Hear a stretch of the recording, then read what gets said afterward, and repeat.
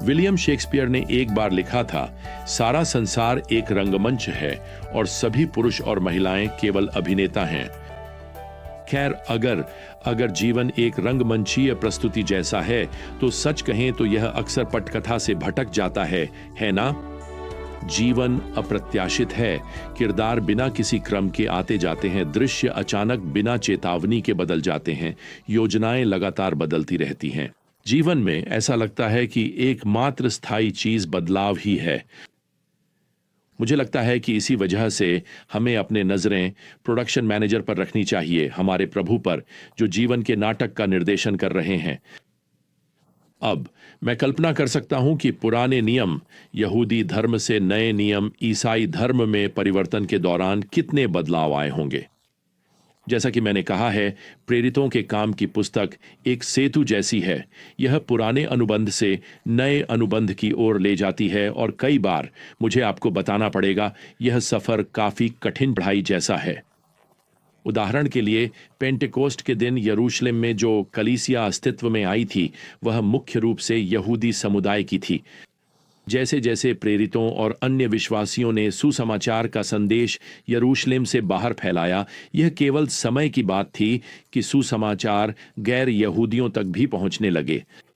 अब यहां प्रेरितों के काम अध्याय 10 में बदलाव भी उतने ही नाटकीय होने वाले हैं। असल में अगर आप विश्वास कर सकें तो इसमें भोजन के विषय पर चर्चा होने वाली है। कौन कौन एक साथ मेज पर बैठकर संगति कर सकता है? मेन्यू में क्या है जिसे वे साथ मिलकर खा सकते हैं? क्या गैर यहूदियों को यहूदियों के साथ मेज पर आमंत्रित किया जा सकता है? क्या यहूदी वही भोजन खा सकते हैं जो गैर यहूदी खाते हैं? क्या यह प्रारंभिक कलीसिया को रविवार की सेवा के बाद जब मैदान में सामूहिक भोजन होगा तब अलग अलग बैठना पड़ेगा? मैं आपको बताना चाहता हूं, ये बहुत महत्वपूर्ण मुद्दे थे जो कलीसिया की वास्तविक प्रकृति को छूते थे और परमेश्वर इन्हें निर्देश देने वाले हैं। वह दो लोगों का उपयोग करके कुछ काफी नाटकीय बदलाव लाने वाले हैं और मैं इस अत्यंत महत्वपूर्ण अध्याय 10 को 3 दृश्यों में बांटना चाहता हूं। पहला दृश्य एक गैर यहूदी जिज्ञासु, एक अविश्वासी के घर में घटित होता है। पद 1 हमें बताता है, कैसरिया में कॉर्नेलियस नाम का एक व्यक्ति था जो इटालियन कोहोर्ट का एक सेंचुरियन था, एक भक्त व्यक्ति जो अपने पूरे घराने के साथ परमेश्वर से डरता था, लोगों को उदारता से दान देता था और निरंतर परमेश्वर से प्रार्थना करता था।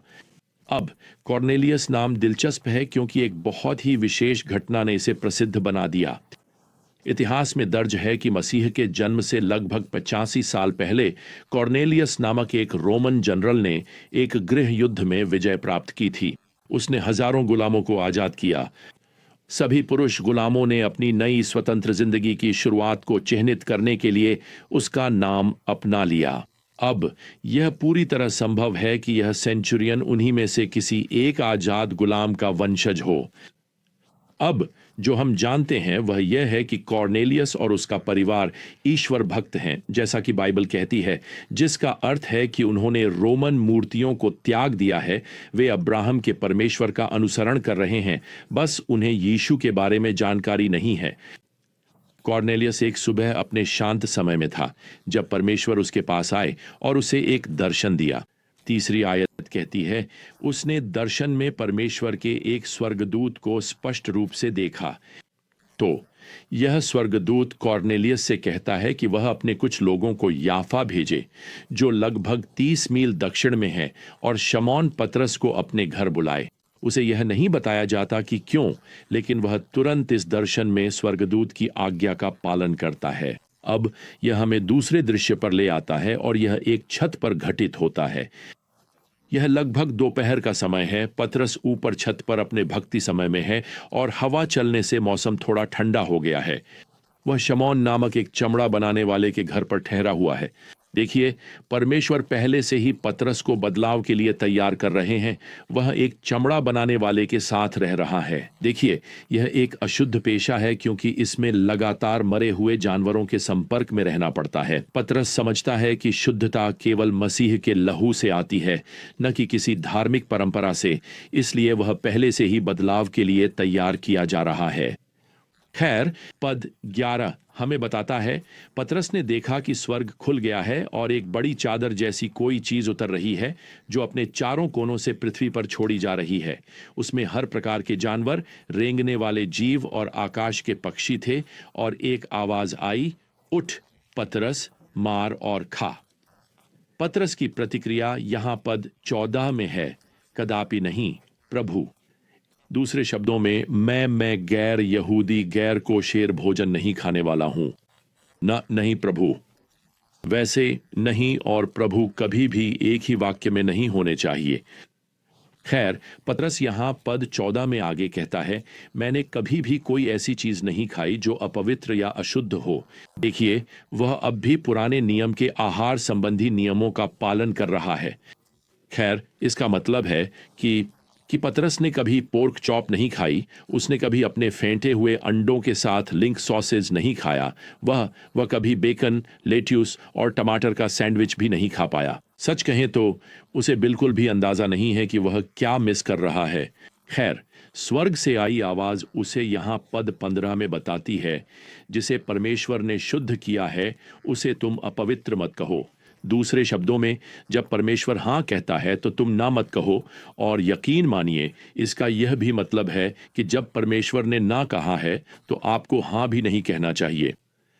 अब यह दर्शन 2 बार और दोहराया जाता है और बात बिल्कुल स्पष्ट है, पुराने नियम के आहार संबंधी नियम अब लागू नहीं हैं, और नए नियम की कलीसिया में यहूदियों और अन्य जातियों के बीच कोई भेदभाव नहीं होना चाहिए, यहां तक कि खाने पीने की चीजों में भी। खैर, इस दर्शन के तुरंत बाद प्रभु पतरस को सूचित करते हैं कि कुछ लोग उसके दरवाजे पर दस्तक देंगे और उसे उनके साथ जाना है। अब तीसरा दृश्य खुलता है। यह हमें कुरनेलियुस की संपत्ति पर ले जाता है। पतरस झोप्पा के कुछ विश्वासियों के साथ अब वहां पहुंच चुके हैं। आयत 24 हमें बताती है कि कुरनेलियुस उनकी प्रतीक्षा कर रहा था और उसने अपने रिश्तेदारों और करीबी मित्रों को भी बुला लिया था। अब पतरस यहां आयत 28 में इस सभा की विशेषता को समझाते हैं। तुम स्वयं जानते हो कि किसी यहूदी के लिए किसी अन्य जाति के व्यक्ति के साथ मेलजोल रखना या उसके घर जाना अवैध है, लेकिन परमेश्वर ने मुझे दिखाया है कि मुझे किसी भी व्यक्ति को सामान्य या अशुद्ध नहीं कहना चाहिए। लगता है कि पतरस ने आखिरकार अपनी पहले की दर्शन से कुछ सीख लिया है। अब कुरनेलियुस पतरस को अपनी दर्शन के बारे में बताता है और आयत 33 में पतरस से कहता है, हम सब यहाँ परमेश्वर की उपस्थिति में हैं ताकि वह सब सुन सकें जो प्रभु ने तुम्हें आज्ञा दी है। इसके बाद पतरस यीशु की सेवकाई और कलीसिया का संक्षिप्त इतिहास बताना शुरू करते हैं, यहाँ आयत 34 से लेकर 43 तक, और वह निष्कर्ष निकालते हैं कि परमेश्वर की अनुग्रह यहूदी और अन्य जाति दोनों के लिए समान रूप से उपलब्ध है। अब पतरस के सुसमाचार के स्पष्टीकरण के बाद, और विशेष रूप से यहां आयत 43 में उनकी इस आश्वस्ति के बाद कि जो कोई भी यीशु पर विश्वास करता है उसे उसके नाम के द्वारा पापों की क्षमा मिलती है, तो स्पष्ट रूप से कुरनेलियुस के घर के सभी लोग विश्वास करते हैं। वे मसीही बन जाते हैं और उन्हें पवित्र आत्मा प्राप्त होता है। आयत 46 हमें बताती है कि पतरस और उनके साथी अब कुरनेलियुस और उसके घर के सदस्यों को अन्य भाषाओं में बोलते और परमेश्वर की महिमा करते हुए सुनते हैं। अब सावधान रहें, इसे गलत मत समझिए। इसका यह अर्थ नहीं है कि हर विश्वास करने वाला अन्य भाषाओं में बोलेगा। वास्तव में 1 कुरिन्थियों 12:30 यह स्पष्ट करता है कि हर विश्वास करने वाला अन्य भाषाओं में नहीं बोलता। तो वे यहां ऐसा क्यों कर रहे हैं? सोचिए, ये पहले गैर यहूदी मसीही हैं।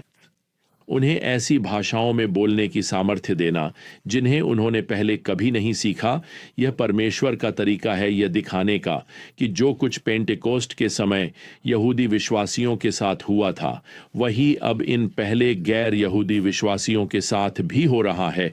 यह दोहराया जा रहा है और यह पुष्टि करता है कि पवित्र आत्मा गैर यहूदियों के लिए भी उतना ही है जितना यहूदियों के लिए है। तो इस अनोखे प्रदर्शन के बाद ये नए विश्वासियों को पानी में डुबोया जाता है, उनका बपतिस्मा होता है जो उन्हें उनके उद्धारकर्ता प्रभु यीशु मसीह की मृत्यु, दफन और पुनरुत्थान के साथ पहचान दिलाता है और उन्हें कलीसिया में स्वागत किया जाता है। प्रियजनों, हम इन घटनाओं के चौंकाने वाले ऐतिहासिक और धार्मिक महत्व को नजरअंदाज नहीं कर सकते। यह तथ्य स्थापित कर रहा है कि नया नियम की कलीसिया जातीय या सांस्कृतिक भिन्नताओं के आधार पर विभाजित नहीं है। यह उन सभी को समान रूप से शामिल करता है जो विश्वास में यीशु मसीह का अनुसरण करते हैं।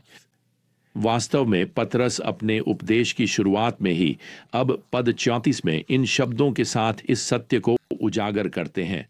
सचमुच मैं समझ गया हूं कि परमेश्वर किसी के साथ पक्षपात नहीं करता, बल्कि हर राष्ट्र में जो उससे डरता है और जो सही करता है वह उसके लिए स्वीकार्य है। यह यीशु मसीह के द्वारा मिलने वाली शांति का शुभ समाचार है। वही सबका प्रभु है। वाह! आज मैं आपसे यह पूछना चाहता हूं, परमेश्वर आपके जीवन में क्या बदलना चाहता है? जब आप इन सभी बदलावों के बारे में सोचते हैं, यहां तक कि वे क्या खा रहे हैं, तो परमेश्वर आपसे क्या बदलवाना चाहता है? क्या आपको किसी बात के बारे में बाइबल के अनुसार सोचना शुरू करना चाहिए? किसी व्यक्ति के बारे में पारंपरिक या जातीय दृष्टिकोण से सोचने के बजाय आप किस चीज को पकड़े हुए हैं जिसे परमेश्वर आपसे छोड़ने के लिए कह रहा है?